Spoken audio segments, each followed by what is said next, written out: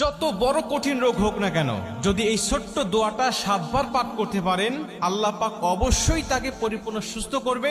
যদি তার হায়াত থাকে, যদি তার হায়াত থাকে, মৃত্যুর সময় যদি না এসে থাকে, তাহলে আল্লাহ অবশ্যই এই দোয়ার বরকতে তাকে সুস্থ করবে। নবীজি সাল্লাল্লাহু আলাইহি সাল্লাম নিজে যখন কোনো অসুস্থ ব্যক্তির খবর পেতেন, তিনি ছুটে চলে যেতেন এবং এই দোয়াটা পাঠ করতেন। তিরমিজি শরীফের বর্ণনা আসছে, আব্দুল্লাহ ইবনে আব্বাস রাদিয়াল্লাহু তাআলা হাদিসটা বর্ণনা করেছেন। তিনি বলেন যে রাসূল সাল্লাল্লাহু আলাইহি ওয়াসাল্লাম এক অসুস্থ ব্যক্তির কাছে গেলেন এবং গিয়ে তার শিয়রে বসলেন, একেবারে তার পাশে বসলেন এবং মাথায় হাত দিয়ে তিনি ছোট্ট দোয়াটা পাঠ করলেন।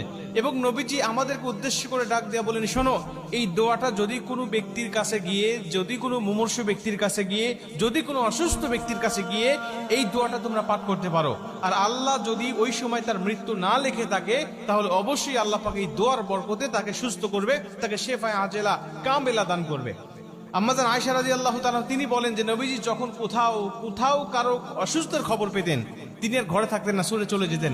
সে মুসলিম নাকি অন্য ধর্মের লোক, এটা তিনি দেখতেন না। নবীজি সেখানে গিয়ে, তার কাছে গিয়ে নবী সাল্লাল্লাহু আলাইহি ওয়াসাল্লাম তার খোঁজ খবর নিতেন এবং তিনি মুসলিম হলে তার কাছে গিয়ে নবীজি সাল্লাল্লাহু আলাইহি ওয়াসাল্লাম এই দোয়াগুলো পাঠ করতেন এবং আল্লাহ পাক তাকে সুস্থ করে দিতেন। এই দোয়াটা পাঠ করার বরকতে আল্লাহ পাক তাকে সুস্থ করে দিতেন। দোয়াটি হলো ছোট্ট দোয়া, আসআলুল্লাহাল আযীম রব্বাল আরশিল আযীম আইয়াশফিয়াক। এই ছোট্ট দোয়া, আসআলুল্লাহাল আযীম রব্বাল আরশিল আযীম আইয়াশফিয়াক, এই ছোট্ট দোয়াটা আপনারা মুখস্থ করে নেবেন। প্রয়োজনে যারা ইউটিউবে ফেসবুকে দেখবেন, তারা আপনারা বারবার এটা শুনে অথবা নিজের টাইম লাইনে শেয়ার করে এটা বারবার শুনবেন এবং এটা মুখস্থ করে রাখবেন এবং অন্য মানুষগুলোকে শোনার সুযোগ করে দিবেন। এই ছোট্ট দোয়াটা আপনি যে কোনো মুমূর্ষু ব্যক্তির কাছে গিয়ে আপনি দোয়াটা পাঠ করবেন। অথবা অনেক মানুষ কিন্তু আমাদের কাছে দোয়া চায় যে আমি অসুস্থ আছি, একটু আমার জন্য দোয়া করেন। তখন আপনি দোয়াটা পাঠ করতে পারেন, আসআলুল্লাহাল আযীম রব্বাল আরশিল আযীম আইয়াশফিয়াক। এই ছোট্ট দোয়ার বরকতে আল্লাহ তাকেও সুস্থ করবে এবং আপনি যে রোগীর খোঁজ খবর নিতে গেলেন, এর বিনিময়ে আল্লাহ পাক আপনার জন্য কিছু ফেরেশতায় নিযুক্ত করে দিবে, শুধু আপনার মাগফিরাত কামনা করার জন্য।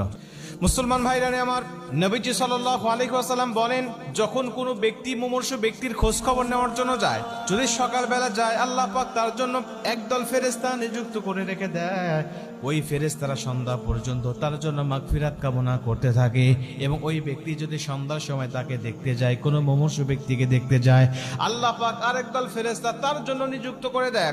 ফজর অবধি পর্যন্ত আল্লাহ রব্বুল আলামিনের কাছে ওই ফেরেশতারা ওই বান্দার জন্য আল্লাহ রব্বুল আলামিনের কাছে মাগফিরাত কামনা করতে থাকে।